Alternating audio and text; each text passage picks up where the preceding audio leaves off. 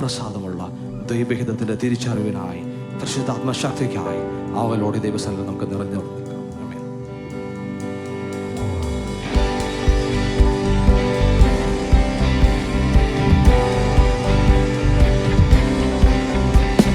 സ്വർഗീയ പിതാവേ, നിൻ തിരുഹിതം സ്വർഗത്തിലെ പോലെ ഭൂവിലാക്കണേ. സ്വർഗീയ പിതാവേ, നിൻ തിരുഹിതം സ്വർഗത്തിലെ പോലെ ഭൂവിലാക്കണേ. നിൻഹിതം ചെയ്തോരാം നിൻ സുതനെ പോലെ, നിൻഹിതം ചെയ്തോരാം നിൻ സുതനെ പോലെ. ഇന്നു ഞാൻ വരുന്നേ നിൻഹിതം ചെയ്യുവാൻ, ഇന്നു ഞാൻ വരുന്നേ നിൻഹിതം ചെയ്യുവാൻ. എൻ ദൈവമേ, നിന്നിഷ്ടം ചെയ്യുവാൻ വന്നിരുന്നേ ഞാൻ ഇന്നു ബോധമായി. എൻ ദൈവമേ, നിന്നിഷ്ടം ചെയ്യുവാൻ വന്നിരുന്നേ ഞാൻ ഇന്നു ബോധമായി. എന്റെ ഇഷ്ടമൊന്നും വേണ്ട പ്രിയനേ, അങ്ങേ ഇഷ്ടം എന്നെ പൂർണ്ണമാക്കണേ. എന്റെ ഇഷ്ടമൊന്നും വേണ്ട പ്രിയനേ, അങ്ങേ ഇഷ്ടം എന്നെ നന്മയും പൂർണ്ണ പ്രസാദമുള്ള നിൻഹിതമെന്തെന്നു ഞാൻ അറിയുവാൻ. നന്മയും പൂർണ്ണ പ്രസാദമുള്ള നിൻഹിതമെന്തെന്നു ഞാൻ അറിയുവാൻ. എൻ മനം പുതുക്കി മാറിടുന്നു നിത്യം, എൻ മനം പുതുക്കി മാറിടുന്നു നിത്യം. നിത്യമാണെനിക്ക് ലോകനാമം, നിത്യമാണെനിക്ക് ലോകനാമം. എൻ ദൈവമേ,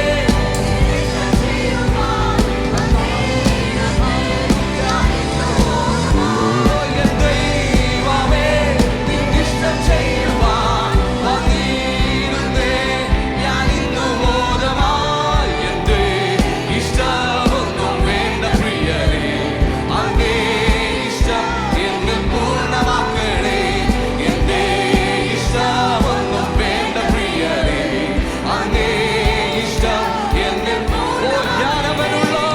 ഞാനവനുള്ളം കയ്യിലിരിക്കയാ. ഓ ആരുമില്ലെനിക്കു ദോഷം ചെയ്യുവാൻ. ഓ ഞാനവനുള്ളം കയ്യിലിരിക്കയാ. ആരുമില്ലെനിക്കു ദോഷം ചെയ്യുവാൻ. ഓ ഇന്നെനിക്കു വന്നു നേരിടുന്നതെല്ലാം, ഇന്നെനിക്കു വന്നു നേരിടുന്നതെല്ലാം തൻഹിതമാണെന്നു ഞാൻ അറിയുന്നു, തൻഹിതമാണെന്നു ഞാൻ അറിയുന്നു. എൻ ദൈവമേ, നിന്നിഷ്ടം ചെയ്യുവാൻ വന്നിരുന്നേ ഞാൻ ഇന്നു ബോധമായി. ദൈവമേ, നിന്നിഷ്ടം ചെയ്യുവാൻ വന്നിരുന്നേ ഞാൻ ഇന്നു ബോധമായി. എന്റെ ഇഷ്ടമൊന്നും വേണ്ട പ്രിയനേ, അങ്ങേ ഇഷ്ടം എന്നെ പൂർണ്ണമാക്കണേ. എന്റെ ഇഷ്ടം ഒന്നും വേണ്ട പ്രിയനേ, അങ്ങേ ഇഷ്ടം എന്നെ എൻ തലയിലെ മുടികളുമെല്ലാം നിർണയമാവെന്നെ നീ അറിയുന്നു. എൻ തലയിലെ മുടികളുമെല്ലാം നിർണയമാവനെ നീ അറിയുന്നു. ഒന്നാലും നിലത്തു വീണിടണമെങ്കിൽ, ഒന്നാലും നിലത്തു വീണിടണമെങ്കിൽ ഉന്നതനറിഞ്ഞേ സാധ്യമായോ. എൻ ഉന്നതനറിഞ്ഞേ സാധ്യമായോ. എൻ ദൈവമേ, നിന്നിഷ്ടം ചെയ്യുവാൻ വന്നിരുന്നേ ഞാൻ ഇന്നു ബോധമായി. എൻ ദൈവമേ, നിന്നിഷ്ടം ചെയ്യുവാൻ വന്നിരുന്നേ ഞാൻ ഇന്നു ബോധമായി. എന്റെ ഇഷ്ടം ഒന്നും വേണ്ട പ്രിയനേ, അങ്ങേ ഇഷ്ടം എന്നെ പൂർണ്ണമാക്കണേ. എന്റെ ഇഷ്ടം ഒന്നും വേണ്ട പ്രിയനേ, അങ്ങേ ഇഷ്ടം എന്നെ യേശുക്രിസ്തുവിൻ ശരീരയാകത്താൽ ഉള്ള ഇഷ്ടത്തിൽ ഞാൻ ശുദ്ധനാക്കുന്നു.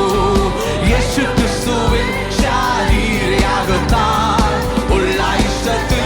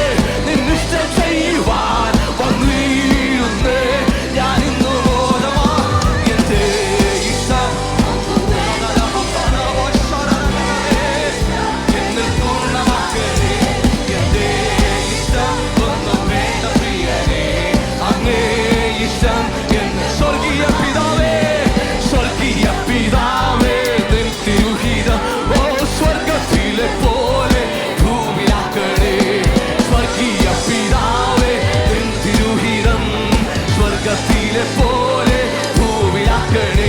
ഓ നിൻഹിതം ചെയ്തോരാം നിൻസുഹരെ പോലെ, നിൻഹിതം ചെയ്തോരാം നിൻസുഹരെ പോലെ. ഇന്നു ഞാൻ വരുന്നേ നിൻഹിതം ചെയ്യുവാൻ, ഓ ഇന്നു ഞാൻ വരുന്നേ. ഓ സമർപ്പണത്തോടെ ദൈവമേ നിന്നിഷ്ടം ചെയ്യുവാൻ വന്നിടുന്നേ. ഞാൻ ഇന്നും മോദമാ എൻ ദൈവമേ. ഓ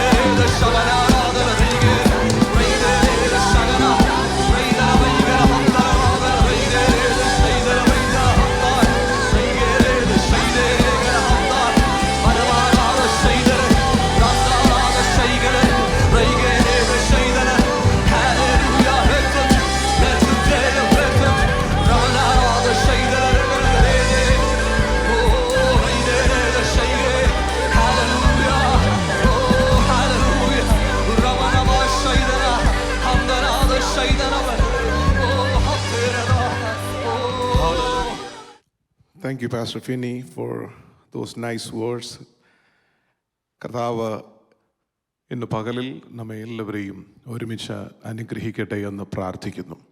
എൻ്റെ മുൻപിലായിരിക്കുന്ന അനുഗ്രഹീതരായ കർത്താവിൽ പ്രസിദ്ധരായ ദൈവത്തിൻ്റെ ഭൃത്യന്മാർ, ഈ 27ാമത് നേക്കോഗ് കോൺഫറൻസിൻ്റെ ചുമതല വഹിക്കുന്ന കർത്താവിൻ്റെ ദാസന്മാർ, pastor Simon Philip and the entire team, മനോഹരമായി ആത്മീയ ഗാനങ്ങൾ പാടി ആരാധനയിലേക്ക് നമ്മെ ഇന്ന് പകലിലും നയിച്ച ക്വയർ മെമ്പേഴ്സ്, കടന്നു വന്നിരിക്കുന്ന എല്ലാ ദൈവമക്കൾ, വിശേഷാൽ ഈ സെഷൻ ലീഡ് ചെയ്യുന്ന കർത്താവിൻ്റെ ദാസൻ, മൈ ഫ്രണ്ട് പാസ്റ്റർ ഫിന്നി, നിങ്ങൾക്കെല്ലാവർക്കും ക്രിസ്തയേശുവിൻ്റെ നാമത്തിൽ വന്ദനം.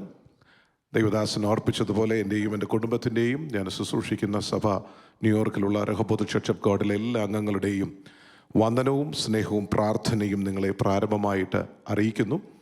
അതിൽ പലരും ഇവിടെ ഇരിപ്പുണ്ട്. ഇന്ന് രാവിലത്തെ ഈ സെക്ഷൻ വളരെ പ്രാധാന്യമുള്ള ഒരു സെഷനാണ്. Thank you doctor Jijo for bringing that report and making us aware of the need of the laborers in these days in the vineyard of the Lord. വളരെ ആത്മഭാരമുള്ള ഒരു കൂട്ടം പേരാണ് ഇന്ന് പകലിൽ ഇവിടെ ഇരിക്കുന്നത് എന്ന് ഞാൻ മനസ്സിലാക്കുന്നു. കഴിഞ്ഞ നാളുകളിൽ കർത്താവിൻ്റെ വയൽപ്രദേശത്ത് ശക്തമായി പ്രയോജനപ്പെട്ട, സഭയ്ക്ക് വേണ്ടി പ്രാർത്ഥിച്ച, ആത്മാക്കൾക്ക് വേണ്ടി കരഞ്ഞ ഒരു കൂട്ടം ദൈവമക്കളുടെ മുൻപിലാണ് ഇന്ന് പകലിൽ ഞാൻ നിൽക്കുന്നത്. വളരെ താഴ്മയോടെ ദൈവകൃപയിൽ ആശ്രയിച്ച് കഴിഞ്ഞ 25 വർഷം കർത്താവിൻ്റെ വേല ചെയ്യാൻ എനിക്ക് ഭാഗ്യമുണ്ടായി. പല ഘട്ടങ്ങളിലായി ദൈവം പല സന്ദർഭങ്ങളിൽ പല സ്ഥലങ്ങളിൽ ദൈവനാമ മഹത്വത്തിന്, ദൈവരാജ്യത്തിൻ്റെ വ്യാപ്തിക്കായി ഉപയോഗിച്ചു. ഈ നാളുകളിൽ കർത്താവിൻ്റെ ആത്മാവിൻ്റെ നിയോഗപ്രകാരം ന്യൂയോർക്ക് പ്രദേശത്ത് താമസിച്ച് കർത്താവിൻ്റെ വേല ചെയ്യുന്നു. കർത്താവിൻ്റെ വേലയിൽ ഏറ്റവും പരമമായ ഒരാഗ്രഹം എനിക്കുള്ളൂ, ആത്മാക്കളെ നേടുക എന്നത്. Being A pastor, being A preacher, being N evangelist, we have different goals. ഒരുപാട് പ്ലാനുകളുണ്ട്, ഒരുപാട് പദ്ധതികളുണ്ട്, ഒരുപാട് ആഗ്രഹങ്ങളുണ്ട്. പക്ഷേ ഏറ്റവും പ്രാധാന്യമുള്ള the main goal for every evangelist, for every man of God, for every woman of God should be winning soul for the kingdom of God. ഈ പ്രത്യേക section, mission challenge എന്ന് പറഞ്ഞ ഈ സെക്ഷൻ ഇങ്ങനെ ഈ കോൺഫറൻസിൻ്റെ ഇടയിൽ ക്രമീകരിച്ചതിൽ ഞാൻ ഈ കമ്മിറ്റിയെ വിശേഷാൽ അഭിനന്ദിക്കുന്നു. നിങ്ങൾക്കുള്ള മിഷൻ മൈൻഡിനെ ഓർത്ത് ഞാൻ ദൈവത്തിന് സ്തോത്രം ചെയ്യുന്നു. എനിക്ക് ശേഷം വചനം സംസാരിക്കുന്ന കർത്താവിൻ്റെ ദാസൻ, കർത്താവിൽ പ്രസിദ്ധനായ അനേക നാളുകൾ കർത്താവിൻ്റെ വേല ചെയ്യുകയും ഇന്ന് പകലിൽ എന്തുകൊണ്ട് നമ്മെ തിരുവചനത്തിലൂടെ മിഷൻ ചാലഞ്ച് ചെയ്യാൻ അർഹനായ ദൈവത്തിൻ്റെ ദാസൻ പാസ്റ്റർ വി ഒ വർഗീസ്, അദ്ദേഹം എനിക്ക് ശേഷം ആത്മനിയോഗത്താൽ നമ്മോട് സംസാരിക്കും. എന്നാൽ അതിന് മുൻപ് എനിക്ക് ലഭിച്ച അല്പസമയത്തിനുള്ളിൽ ദൈവം എനിക്ക് തന്ന ഒരു ചില ചിന്തകൾ നിങ്ങളുമായിട്ട് പങ്കുവയ്ക്കുവാൻ മാത്രമേ ഞാൻ ആഗ്രഹിക്കുന്നുള്ളൂ. നിങ്ങൾ കേൾക്കാത്ത പുതിയതെന്തെങ്കിലും പറയുവാൻ കഴിയുമെന്ന് ഞാൻ വിചാരിക്കുന്നില്ല. എന്നാൽ പാസ്റ്റർ സൈമൺ എന്നെ വിളിച്ച് ഈ സെഷനെ കുറിച്ച് പറയുകയും എൻ്റെ തീമും കോൺഫറൻസിൻ്റെ തീമും അതിൻ്റെ സബ് ടൈറ്റിലും എനിക്ക് നൽകിയപ്പോൾ ഞാൻ ആദ്യം ചിന്തിച്ചു, ഞാനത് പോയിൻ്റൊക്കെ ഉണ്ടാക്കി, ഒരു 3 points ഫോർവേഡ്, 2 points ബാക്ക്വേർഡ്, പിന്നെ ഒരു കൺക്ലൂഷനൊക്കെ ഉണ്ടാക്കി 30 minutes, മേ ബി 25 minutes ഒരു പ്രസംഗം പ്രസൻറ്റ് ചെയ്യണമെന്നാണ് ചിന്തിച്ചത്. പക്ഷേ ഞാനിതിനെക്കുറിച്ച് ധ്യാനിക്കുവാൻ തുടങ്ങിയപ്പോൾ എൻ്റെ ഉള്ളിൽ ദൈവാത്മാവ് തന്ന ചില ഓർമ്മകൾ ഇന്ന് ക്രൈസ്തവഗോളം ഒരുപക്ഷെ പ്രസംഗങ്ങളിൽ കേൾക്കുന്നൊരു ആഹ്വാനമാണ്. ഇന്ന് പകലും അത് വീണ്ടും ഇത് മുഴങ്ങി കേൾക്കുന്നു. സുവിശേഷ വേലയ്ക്ക് പോകുവാൻ ആര് തയ്യാറാണ്? ആർക്ക് പോകുവാൻ കഴിയും? എൻ്റെ മുമ്പിൽ ഇരിക്കുന്ന മുതിർന്ന തലമുറ, എനിക്ക് തോന്നുന്നു യങ് ജനറേഷൻ കൂടെ ഇവിടെ ഉണ്ടായിരുന്നെങ്കിൽ ഏറ്റവും നന്നായിരുന്നേനെ. നിങ്ങൾ ഒട്ടും അപ്രാധാന്യതയുള്ളവരല്ല. നിങ്ങളുടെ ജീവിതത്തിൻ്റെ അവസാന ഘട്ടങ്ങളിലും ഒരുപക്ഷെ നിങ്ങൾ റിട്ടയർമെന്റ് കഴിഞ്ഞിരിക്കുന്ന വ്യക്തിയായിരിക്കാം. നിങ്ങൾക്കും കർത്താവിൻ്റെ വേല ചെയ്യാം. കർത്താവ് നിങ്ങളെ വിളിക്കുന്നു എന്നതിൻ്റെ തെളിവാണ് ഈ മിഷൻ ചാലഞ്ച് മീറ്റിംഗിൽ നിങ്ങൾ പങ്കെടുത്തുകൊണ്ടിരിക്കുന്നു എന്നത്. അതുകൊണ്ട് എനിക്ക് മേൽ വിളിയില്ല, എന്നെ കർത്താവ് വിളിച്ചിട്ടില്ല എന്ന് ആരും പറഞ്ഞ് ഒഴിയണ്ട. ഈ മീറ്റിംഗിൽ നിങ്ങൾ പങ്കെടുക്കുന്നതും ഈ റിപ്പോർട്ടുകളും പ്രഭാഷണങ്ങളും നിങ്ങൾ ശ്രദ്ധിക്കുന്നതും നിങ്ങളെ കർത്താവ് വിളിക്കുന്നു എന്നതിൻ്റെ തെളിവാണ്. അതുകൊണ്ട് ഈ സന്ദേശം കേൾക്കുന്ന നിങ്ങൾ ആരും ഇതിൽ നിന്ന് ഒഴിഞ്ഞിരിക്കരുത്. ഞാൻ തുടർന്ന് പറയാൻ പോകുന്ന കാര്യങ്ങൾ ശ്രദ്ധയോടെ കേൾക്കുകയും പരിശുദ്ധാത്മാവ് നിങ്ങളെ തൊടുന്നെങ്കിൽ അത് ഏറ്റെടുക്കുകയും വേണമെന്ന് താഴ്മയായി ഞാൻ ഓർപ്പിക്കുന്നു. ഞാൻ പറഞ്ഞല്ലോ, കർത്താവിൻ്റെ വേല ചിലവുള്ള വേലയാണ്. അതിന് വില കൊടുക്കണം. കർത്താവായ ദൈവം അതിനൊരു വില കൊടുത്തു. അബ്രഹാം ഉൽപ്പത്തി പുസ്തകത്തിൽ നമ്മൾ വായിക്കുന്നുണ്ട്, അബ്രഹാം തന്റെ മകനായ ഇസ്ഹാക്കിനെ യാഗം കഴിക്കുവാൻ മോറിയ ദേശത്തേക്ക് പോവുകയാണ്. അബ്രഹാമിന് നന്നായിട്ട് അറിയാം, അവന്റെ ഏറ്റവും പ്രിയനായ തന്റെ ഏകജാതനായ പുത്രനെയാണ് ഈ മലമുകളിൽ യാഗം കഴിക്കുവാൻ പോകുന്നത്. പോകുന്ന യാത്രയിൽ ഇസഹാക്ക് അപ്പനോടൊരു ചോദ്യം ചോദിച്ചു. യാഗത്തിനുള്ള സകലതുമുണ്ട്, പക്ഷേ യാഗമൃഗം എവിടെ?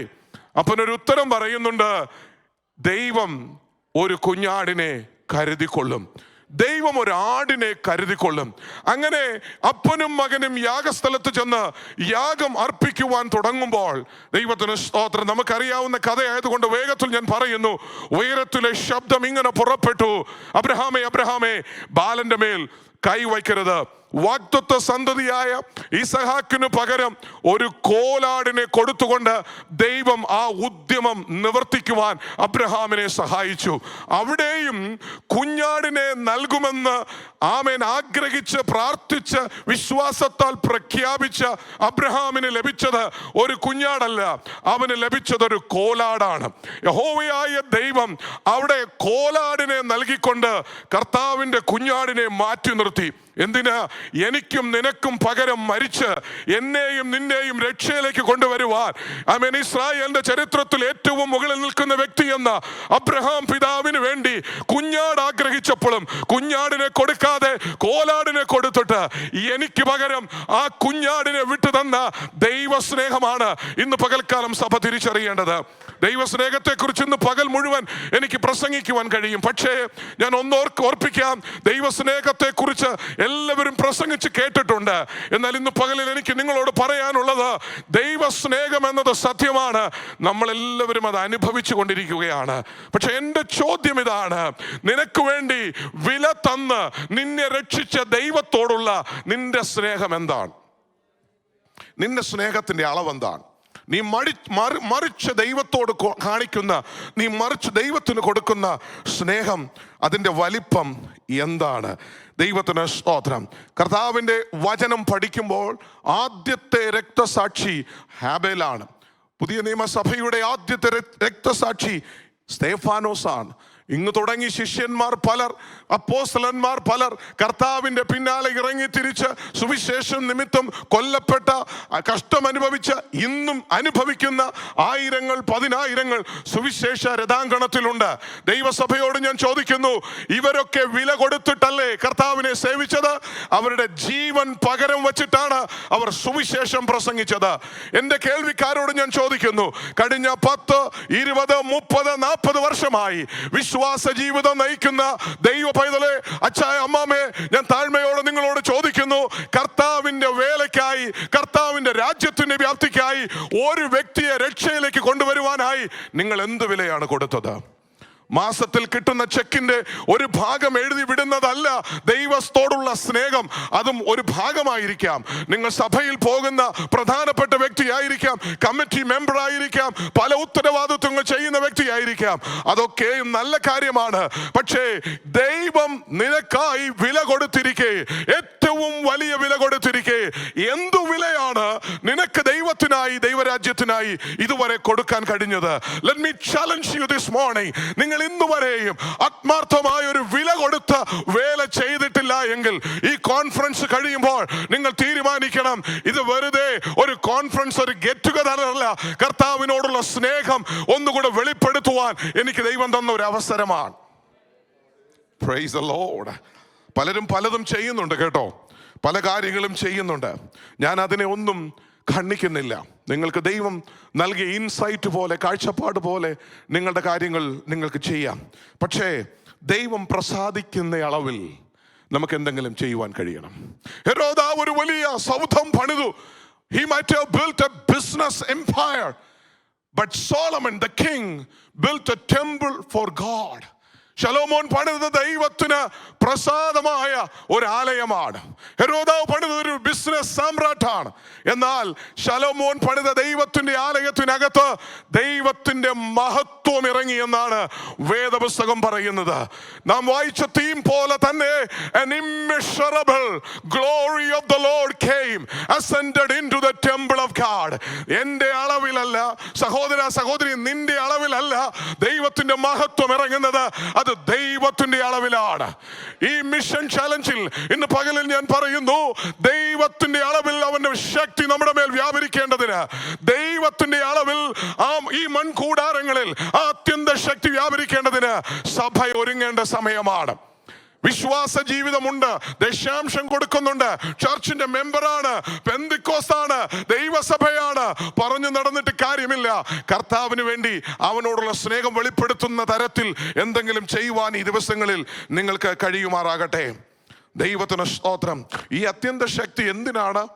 പലരും ചോദിക്കാറുണ്ട്, പരിശുദ്ധാത്മാവിന്റെ ശക്തി വന്നാൽ അന്യഭാഷ പറയാൻ പറ്റും, അതിനാണോ? പലരും ചോദിക്കാറുണ്ട്, എന്തിനാണ് കുലുങ്ങി ഒച്ചയും ബഹളമൊക്കെ വെക്കാനാണോ പരിശുദ്ധാത്മാവിന്റെ ശക്തി? അൺഫോർച്ചുനേറ്റ്ലി പെന്തക്കോസ്തുകാരായ ഒരു നല്ല ശതമാനം ആൾക്കാർ ഇപ്പോഴും വിചാരിച്ചിരിക്കുന്നത് ഈ പരിശുദ്ധാത്മാവിന്റെ ശക്തി വന്ന് ഒച്ചത്തിൽ കൈയടിച്ച് പാട്ട് പാടുന്നതിന്റെ അവസാനം ഡ്രമ്മിന്റെ ബീറ്റ് കൂടുന്നതനുസരിച്ച് ഒന്ന് ചാടി കുറെ ഒച്ചയും ബഹളവും വെച്ചൊന്ന് ഉയർത്ത് കുറെ അന്യഭാഷയൊക്കെ പറഞ്ഞിരിക്കുമ്പോ പരിശുദ്ധാത്മാവിന്റെ ശക്തിയുടെ വരവിന്റെ ഉദ്ദേശം പൂർത്തിയായി എന്നാണ്. അല്ല, നിങ്ങൾ വേദപുസ്തക ചരിത്രം ഒന്ന് പഠിച്ചേ. ദൈവവചനം പഠിക്കുമ്പോൾ ദൈവം പല കാര്യങ്ങൾ ഇസ്രായേലിന് വേണ്ടി ചെയ്തു. അബ്രഹാമിനെ ദൈവം വിളിച്ചു, വാഗ്ദത്വം കൊടുത്തു, വാഗ്ദത്വ സന്തതിയെ നൽകി. അബ്രഹാമിന്റെ സന്തതിക്ക് കനാൻ ദേശം കൊടുക്കാമെന്ന് പറഞ്ഞു. മിസ്രയീമിൽ അടിമ വീടായി അവരെ പുറപ്പെടുവിച്ച് കൊണ്ടുവന്നു. ചെങ്കടൽ പിളർത്തി, ധാരാളം അടയാളങ്ങൾ അവർക്ക് വേണ്ടി ചെയ്തു. വാഗ്ദത്വ ഭൂമി നൽകി, മോശെ കൊടുത്തു, മോശെ കൊണ്ട് ഒരുപാട് കാര്യങ്ങൾ ചെയ്യിച്ചു. അതിനുശേഷം കൽപ്പനകൾ കൊടുത്തു. ദൈവം ജനത്തിനു വേണ്ടി പല കാര്യങ്ങളും ചെയ്തു. പക്ഷെ അവിടെ എല്ലാം നമ്മൾ വായിക്കുന്നത് അവർ ദൈവത്തോട് മത്സരിച്ചു എന്നാണ്, അവർ ദൈവത്തോട് അപ്രീതി കാണിച്ചു എന്നാണ്. അങ്ങനെ ദൈവത്തിന് അവരോട് കോപം തോന്നി, അവരോടെല്ലാം ദൈവം ന്യായവിധി നടത്തി, അവരെയൊക്കെ സംഹരിച്ചു കളഞ്ഞു. ദൈവത്തിനെതിരെ നിന്നവരെ മുഴുവൻ ദൈവം സംഹരിച്ചു എന്ന് പഴയ നിയമ ചരിത്രം നമ്മളെ പഠിപ്പിക്കുന്നു. എന്നാൽ ഒടുവിൽ യഹോവയായ ദൈവം തീരുമാനിച്ചു, ഞാൻ എൻ്റെ സ്നേഹം അവർക്ക് കാണിക്കാം, ഞാൻ എൻ്റെ സ്നേഹം അവർക്ക് പങ്കിടാം.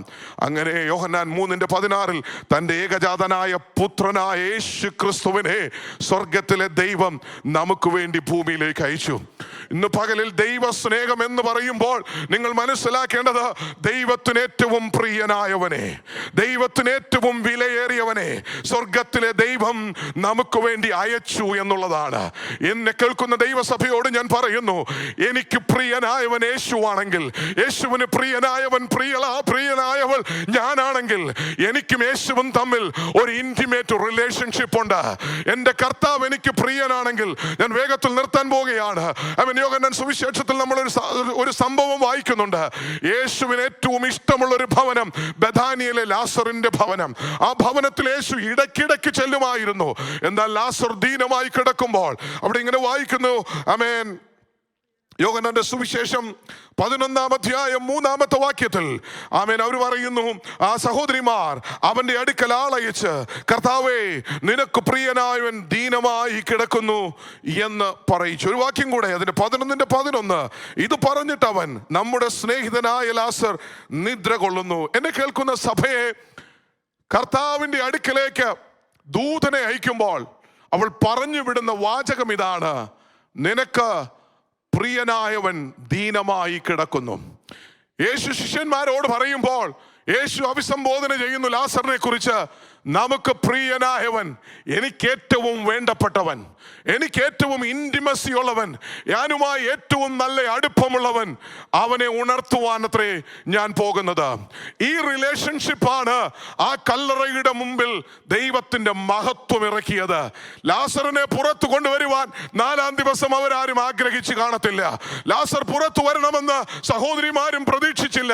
കാരണം അവിടെ പറയുന്നു, മാർത്ത പറയുന്നു, കർത്താവേ വേണ്ട, നാറ്റം വെച്ചു, 4 ദിവസമായി മനുഷ്യരാരും കൈയേക്കാൻ പറ്റാത്ത ഒരു സാഹചര്യത്തിലും, ഇനി വേണ്ട എന്ന് തീരുമാനിക്കുന്ന ഒരു സന്ദർഭത്തിലും, അല്ല എൻ്റെ പ്രിയനാണവൻ, നിങ്ങൾക്കവൻ നാറ്റം വെച്ചവനായിരിക്കാം, നിങ്ങൾക്കവൻ മരിച്ച 4 ദിവസമായിരിക്കാം, പക്ഷേ എൻ്റെ പ്രിയനാണവൻ, അവനെ എനിക്ക് കാണണം എന്ന് ആഗ്രഹിച്ച് ദൈവത്തിന്റെ മഹത്വം കല്ലറയുടെ മുമ്പിൽ വെളിപ്പെടുത്തിയ യേശു ക്രിസ്തുവുമായി ദൈവസഭയ്ക്ക് എന്ത് ബന്ധമാണുള്ളത്? അങ്ങനെയെങ്കിൽ ആ കർത്താവിന് വേണ്ടി എന്തെങ്കിലും ചെയ്യുവാൻ ഈ ജീവിതത്തിൽ ലഭിക്കുന്ന സന്ദർഭങ്ങൾ പ്രയോജനപ്പെടുത്താതിരിക്കുന്നത് പാപമാണ്. Praise the Lord. Hallelujah. കർത്താവായ യേശു ക്രിസ്തു പല സന്ദർഭങ്ങളിലായി ശിഷ്യന്മാരെ തിരഞ്ഞെടുക്കുകയും നിയമിക്കുകയും ചെയ്തു. അവൻ വിളിച്ചു ചേർത്ത ശിഷ്യന്മാരുമുണ്ട്, അവനെ അനുഗമിച്ച ശിഷ്യന്മാരുമുണ്ട്.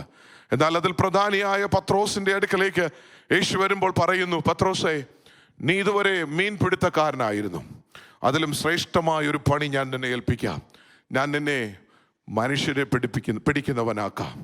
എന്നാൽ പത്രോസ് പിന്നത്തേതിൽ പിന്മാറിപ്പോകുമ്പോൾ കർത്താവ് അവനെ പിന്നെയും തിരഞ്ഞ് വരുന്നത് നമുക്കറിയാം. യോഹന്നാൻ സുവിശേഷം 31-ാം അധ്യായം 15-ാമത്തെ വാക്യം മുതൽ താഴോട്ട് വായിക്കുമ്പോൾ അവർ തമ്മിലൊരു കോൺവെർസേഷൻ ഉണ്ട്. വളരെ ഫേമസ് ആണ്, നമ്മളെല്ലാവരും പ്രസംഗിച്ചിട്ടുള്ളതും പ്രസംഗിച്ച് കേട്ടിട്ടുള്ളതുമാണ്. അവർ പ്രാതൽ കഴിച്ച ശേഷം യേശു ശിമോൻ പത്രോസിനോട്, യോഹന്നാന്റെ മകനായ ശിമോനെ, നീ ഇവരിൽ അധികമായി എന്നെ സ്നേഹിക്കുന്നുവോ എന്ന് ചോദിച്ചു. അതിന് ഞാൻ, ഉവ്വ് കർത്താവേ, എനിക്ക് നിന്നോട് പ്രിയമുണ്ട് എന്ന് നീ അറിയുന്നല്ലോ എന്ന് പറഞ്ഞു. എൻ്റെ കുഞ്ഞാടുകളെ മേയ്ക്ക എന്ന് അവനോട് പറഞ്ഞു. ആ ചോദ്യം 3 വട്ടം ആവർത്തിക്കുന്ന സംഭവം നമുക്ക് പരിചയമാണ്, അതുകൊണ്ട് ഞാൻ വായിക്കുവാൻ സമയമെടുക്കുന്നില്ല. ഒടുവിലായി പത്രോസ് പറയുന്നു, എനിക്ക് പ്രിയമുള്ളതും കർത്താവേ നീ അറിയുന്നു, നീ സകലതും അറിയുന്നു, എനിക്ക് നിന്നോട് പ്രിയമുണ്ട് എന്നും നീ അറിയുന്നു എന്നവനോട് പറഞ്ഞു. യേശു അവനോട്, എൻ്റെ ആടുകളെ മേയ്ക്ക എന്ന് പറഞ്ഞു. യേശുവിനെ സ്നേഹിക്കുന്നവനെയാണ് അവൻ്റെ ആടുകളെ ഏൽപ്പിക്കുന്നത്. സുവിശേഷകന്മാരോട്, ശുശ്രൂഷകന്മാരോട് ഇന്ന് പകൽക്കാലം ഞാൻ പറയുന്നു, ഇന്നത്തെ സഭകൾക്ക് ആവശ്യം, പല സഭകൾക്കും ആവശ്യം ഒരു മാനേജറെയാണ്. പല സഭകളുടെയും പാസ്റ്റേഴ്സ് വാണ്ടറ്റ് വായിക്കുമ്പോൾ ഞാൻ ചിന്തിക്കുന്നത്, ആ ചർച്ചിനെ, കോൺഗ്രിഗേഷനെ മാനേജ് ചെയ്യുവാൻ യോഗ്യനായ, പേഴ്സണാലിറ്റിയുള്ള, ലാംഗ്വേജ് ഉള്ള, ഗ്രീൻ കാർഡുള്ള, സിറ്റിസനായ ഒരു പേഴ്സണാലിറ്റിയുള്ള ഒരു പാസ്റ്ററെയാണ് പല ചർച്ചുകളും ഡിമാൻഡ് ചെയ്യുന്ന, അല്ലെങ്കിൽ റിക്വയർ ചെയ്യുന്നത്. ദൈവദാസന്മാരോട് ഞാൻ പറയുന്നു, ആടുകളോട് സ്നേഹമുള്ള, കർത്താവിനോട് സ്നേഹമുള്ള ഇടയന്മാരെ എല്ലാ കാലത്തും സഭ ഇഷ്ടപ്പെടുന്നു. നിങ്ങളെ നിങ്ങളുടെ സഭ ബഹുമാനിക്കുന്നെങ്കിൽ, നിങ്ങളെ നിങ്ങളുടെ സഭ സ്നേഹിക്കുന്നെങ്കിൽ മനസ്സിലാക്കണം, നിങ്ങൾക്ക് കർത്താവിനോടും കർത്താവ് നിങ്ങളെ ഏൽപ്പിച്ച ആടുകളോടും നിങ്ങൾക്ക് പ്രിയമുണ്ട് എന്നാണ്. ദൈവത്തിന് മഹത്വം. എന്നെ കേൾക്കുന്ന ദൈവസഭയോട് ഞാൻ പറയുന്നു, നിങ്ങൾ മാനുഷികമായ നിലയിൽ ക്വാളിഫൈഡ് ആണോ ഇല്ലയോ എന്ന് ഇന്റർവ്യൂ ചെയ്തെടുക്കുന്ന പാസ്റ്ററെയല്ല നിങ്ങളുടെ സഭകൾക്ക് ആവശ്യം. കർത്താവിനെയും കർത്താവിൻ്റെ ആടുകളെയും സ്നേഹിക്കുന്ന ഒരു ഇടയനെയാണ് സഭകൾക്ക് ആവശ്യം. ഇന്നത്തെ സഭകൾ ദൈവഹിതത്തിൽ നിന്ന് അല്പം മാറിപ്പോയോ എന്ന് ഞാൻ സംശയിച്ചു പോകാറുണ്ട്. നിങ്ങൾ തിരഞ്ഞെടുക്കുന്ന കാര്യത്തിൽ, നിങ്ങൾ നിയോഗം കണ്ടെത്തുന്ന കാര്യത്തിൽ, നിങ്ങൾ അപ്പോയിന്റ്മെന്റ് ചെയ്യുന്ന കാര്യത്തിൽ ദൈവഹിതം കണ്ടിട്ടാണോ ചെയ്യുന്നതെന്ന് ഞാൻ സന്ദേഹപ്പെട്ടു പോകാറുണ്ട്. അതുകൊണ്ട് ഞാൻ വിളിച്ചു പറയുന്നു, സ്നേഹത്തിലേക്ക് മടങ്ങി വരുന്ന ഒരു സഭ, ദൈവ സ്നേഹത്തിലേക്ക് മടങ്ങി വരുന്ന ഒരു ശുശ്രൂഷക വൃന്ദം ദൈവസഭയ്ക്കകത്ത് ഈ നാളുകളിൽ ഉടലെടുക്കുമെങ്കിൽ കർത്താവിന്റെ വേലയ്ക്കായി പോകാൻ ഒരു കൂട്ടം പേരെ ദൈവം എഴുന്നേൽപ്പിക്കുമെന്ന് ഞാൻ വിശ്വസിക്കുന്നു. നമ്മളിവിടെ കേട്ടതുപോലെ ഒത്തിരി ഉണ്ട് ജോലി. The harvest is plentiful. Praise the Lord. വേലക്കാരെ ചുരുക്കം. ഇന്ന് വേലക്കാരില്ല, സഭകൾ നടത്താൻ പാസ്റ്റേഴ്സ് ഇല്ല, സുവിശേഷം പ്രസംഗിക്കാൻ പോകാൻ സുവിശേഷകരില്ല. ദൈവത്തിന് മഹത്വം. എന്തിനും നമ്മൾ ഇമ്പോർട്ട് ചെയ്യുന്ന, ഹയർ ചെയ്യേണ്ടി വരുന്ന ഒരു സിറ്റുവേഷൻ അഭിമുഖീകരിച്ചു കൊണ്ടിരിക്കുകയാണ്. നമ്മുടെ സഭകളിൽ നിന്ന് മാസാമാസം, വർഷാവർഷം കർത്താവിന്റെ വേലയ്ക്ക് വേണ്ടി പോകുന്ന മിഷണറിമാർ എഴുന്നേൽക്കേണ്ടതിന് ദൈവസഭ മുട്ടിന്മേലിരുന്ന് ഉപവസിച്ച് പ്രാർത്ഥിക്കണം. ഇന്ന് ടാരി മീറ്റിംഗ് എന്ന പേര് കേൾക്കാൻ പോലും ഇല്ല. അതിന് നമുക്ക് സമയമില്ല, അതിനുവേണ്ടി സന്ദർഭം കണ്ടെത്താറില്ല. കാത്തിരുന്ന് ശക്തി പ്രാപിച്ചെങ്കിലേ പോകാൻ പറ്റത്തുള്ളൂ എന്നത് ആമേൻ മറന്നു പോകരുത്. സഭയ്ക്ക് വേണ്ടത് ശക്തിയാണ്. ആമേൻ അന്യഭാഷ പറയാനുള്ള ശക്തിയല്ല. ഞാൻ വീണ്ടും ഓർമ്മിപ്പിക്കുന്നു, സ്നേഹിക്കുവാനുള്ള ശക്തി ആത്മനിറവിൽ ദൈവസഭ പ്രാപിച്ചെടുക്കണം. ദൈവത്തെ സ്നേഹിക്കാൻ, കർത്താവിനെ സ്നേഹിക്കാൻ, നിന്റെ രക്ഷകനെ സ്നേഹിക്കാൻ നിനക്ക് കഴിഞ്ഞില്ല എങ്കിൽ ആത്മഭാരം നിനക്കില്ല എന്ന് ഞാൻ കരുതുന്നു. യേശുവിനെ സ്നേഹിക്കാത്ത നിനക്ക് യേശുവിന് വേണ്ടി സുവിശേഷം പ്രസംഗിക്കാൻ കഴിയത്തില്ല. യേശുവിനെ സ്നേഹിക്കാത്ത നിനക്ക് ത്യാഗോജലമായി കർത്താവിന്റെ വേല ചെയ്യാൻ കഴിയത്തില്ല. യേശുവിനെ സ്നേഹിക്കാത്ത നിനക്ക് അവന്റെ ആടുകളെ മേയ്ക്കാൻ, സഹിഷ്ണുതയോടെ മേയ്ക്കാൻ സാധിക്കുകയില്ല. യേശുവിനെ സ്നേഹിക്കാത്ത നിനക്ക് അവൻ വില കൊടുത്ത് വേല ചെയ്യാൻ കഴിയത്തില്ല. അതുകൊണ്ട് ഇന്ന് വേണ്ടത് ആത്മാവിന്റെ നിറവ് വേണം, അന്യഭാഷ വേണം, ഭൂതശാന്തി വേണം, രോഗശാന്തി വേണം. എല്ലാം നല്ലതാണ്. എന്നാൽ കർത്താവിനെ സ്നേഹിക്കുവാനുള്ള സ്ട്രെങ്ത് ആണ് ഇന്ന് ദൈവസഭയ്ക്ക് ആവശ്യം. സഭയ്ക്ക് മറ്റെല്ലാം ഉണ്ട്, എന്നാൽ കർത്താവിനെ ശരിക്കും സ്നേഹിക്കാനുള്ള സ്ട്രെങ്ത് ഇന്ന് കുറഞ്ഞു പോവുകയാണ്. ലോക സ്നേഹത്തിലേക്ക് സഭ പോവുകയാണ്. മെറ്റീരിയലിലേക്ക് ചർച്ച പോവുകയാണ്. ലൗകികമായി ലോജിക്കലി കാര്യങ്ങൾ ചെയ്യുന്ന ഒരു തലത്തിലേക്ക് പോവുകയാണ്. ആത്മീകമായി പരിശുദ്ധാത്മാവിന്റെ നിറവിൽ കാര്യങ്ങൾ ചെയ്യുന്ന തലം വിട്ട് ലോകപരമായി കാര്യങ്ങൾ ചെയ്യുന്ന തലത്തിലേക്ക് സഭ ഡീവിയേറ്റ് ചെയ്തുകൊണ്ടിരിക്കുകയാണ്. മടങ്ങി വരാം. ഇന്ന് പ്രസംഗങ്ങളിൽ കേൾക്കുന്നത് അന്നത് നടന്നു, പണ്ട് അത് നടന്നു, പ്രവർത്തികളുടെ പുസ്തകത്തിൽ അത് നടന്നു, പുതിയ നിയമസഭയിൽ ഇത് നടന്നു, അപ്പച്ചന്മാരുടെ കാലത്ത് അങ്ങനെ സംഭവിച്ചു, അപ്പച്ചന്മാരുടെ കാലത്ത് സഭ ഇങ്ങനെയായിരുന്നു. എന്തേ തലമുറയ്ക്ക് അത് ലഭ്യമാകുന്നില്ല? ഇന്നത്തെ തലമുറയ്ക്ക് എന്തേ അത് കിട്ടുന്നില്ല? ഇന്നത്തെ സഭയ്ക്കകത്ത് എന്തേ അത്ഭുതങ്ങൾ നടക്കുന്നില്ല? അന്ന് അത്ഭുതം നടന്നു എന്ന് പറയാൻ എളുപ്പമാണ്. ഇന്നെന്തേ അത്ഭുതം നടക്കുന്നില്ല? തിരുവചനം സത്യമല്ലേ? അതല്ലേ കയ്യിലിരിക്കുന്നത്? വിശ്വാസം സത്യമല്ലേ? അതല്ലേ കയ്യിലിരിക്കുന്നത്? യേശു സത്യമല്ലേ? അവനെയല്ലേ പിൻപറ്റിയത്? പിന്നെ എന്ത്? ദൈവപ്രവൃത്തി അന്യം നിന്ന് പോകുന്നു. മടങ്ങി വരിക സഭയെ, ദൈവസ്നേഹത്തിലേക്ക് മടങ്ങി വാ. പിതാക്കന്മാരുടെ കാലം ഒന്ന് പഠിച്ചു നോക്ക്. അവർക്ക് ദൈവമാണ്, യേശുവാണ് എല്ലാം. സകലതും ത്യജിച്ച് ചപ്പും ചവറുമെന്നെണ്ണിയിട്ട് വിളിച്ചവന്റെ പിന്നാലെ പോയവരുടെ കൊച്ചു തലമുറയാണ് ഇന്ന് പകൽ എന്നെ കേൾക്കുന്നതെന്ന ചിന്തയോടെ ഞാൻ പറയുന്നു. പിതാക്കന്മാരുടെ കാലത്ത് നടന്നത് കൊച്ചുമക്കളുടെ കാലത്ത് നടക്കും. അത് വിശ്വസിക്കുന്നവർ എന്നോട് കൂടെ ദൈവത്തിന് സ്തോത്രം ചെയ്താണ്. പണ്ട് നടന്നു എന്ന് പറയുന്നതിനേക്കാൾ ഇപ്പോൾ അത് നടക്കുന്നു എന്ന് പറയുന്നതാണ് അഭിമാനം. എന്റെ വിശ്വാസത്തിന് വിലയുണ്ട് എന്ന് തെളിയിക്കുന്ന വിശ്വാസമാണ് ആവശ്യം. ദൈവസഭ ഒരു ചടങ്ങല്ല. മർത്തോമയിൽ നിന്ന് കത്തോലിക്ക എന്ന് യാക്കോബ എന്ന് മാറി വന്ന ഒരു റിഫർമേഷൻ, അനദർ ഗ്രൂപ്പ് എന്നല്ല പെന്തക്കോസിനെ അറിയേണ്ടത്. പെന്തക്കോസിന്റെ ശക്തിയാലാണ് പെന്തക്കോസിനെ അറിയേണ്ടത്. അടയാളങ്ങൾ നടക്കട്ടെ, രോഗികൾ സൗഖ്യമാകട്ടെ, ഭൂതങ്ങൾ അലറിയോടട്ടെ, സുവിശേഷത്തിന്റെ ശബ്ദം വീണ്ടും ഉയരട്ടെ. മലക്കരയിൽ നിന്ന്, മലയാളക്കരയിൽ നിന്ന് കടൽ കടന്നു വന്ന ദൈവമക്കളോട് ഞാൻ വിളിച്ചു പറയുന്നു, ഏതു വിധേനയും ചിലരെ കൂടെ നേടാൻ. ഇവിടെ ഇരിക്കുന്ന പ്രായമുള്ള അമ്മാമ്മമാർ, ആന്റിമാർ, അമ്മച്ചിമാർ, അങ്കിൾമാർക്കറിയാം, നിങ്ങൾ ഈ രാജ്യത്തിലേക്ക് വന്നിട്ട് നിങ്ങൾ ആദ്യം അധ്വാനിച്ചത് നിങ്ങളുടെ കുടുംബാംഗങ്ങളെ എങ്ങനെയെങ്കിലും ഇക്കരെ കടത്തണമെന്ന. എങ്ങനെയെങ്കിലും ആമേൻ റബ്ബറിന്റെ വില ഇടിയുന്നു, തറവില കുറയുന്നു, അവിടെ ദാരിദ്ര്യം കൊട്ടുകയറുന്നു. എങ്ങനെയെങ്കിലും എൻ്റെ സഹോദരങ്ങളെ, എൻ്റെ മാതാപിതാക്കളെ ഇക്കരെ കൊണ്ടുവന്ന് അവരെ ഇവിടെ സുഖമായി താമസിപ്പിക്കണമെന്നല്ലേ നിങ്ങൾ ആദ്യ കാലങ്ങളിൽ ആഗ്രഹിച്ചത്? അതിനുവേണ്ടിയല്ലേ ഡബിൾ ഡ്യൂട്ടി ചെയ്തത്? അതിനുവേണ്ടിയല്ലേ ഫയൽ ചെയ്ത് കാത്തിരുന്നത്, പൈസ മുടക്കിയത്? അവരുടെ സാമ്പത്തിക ഭദ്രതയ്ക്ക് വേണ്ടി നിങ്ങൾ ആഗ്രഹിച്ചില്ലേ? പ്രാർത്ഥിച്ചില്ലേ? നിങ്ങളെ പ്രാർത്ഥിച്ചയച്ചവർക്ക് വേണ്ടി നിങ്ങൾ കരുതിയില്ലേ? നിങ്ങൾ അയച്ചു കൊടുത്തില്ലേ?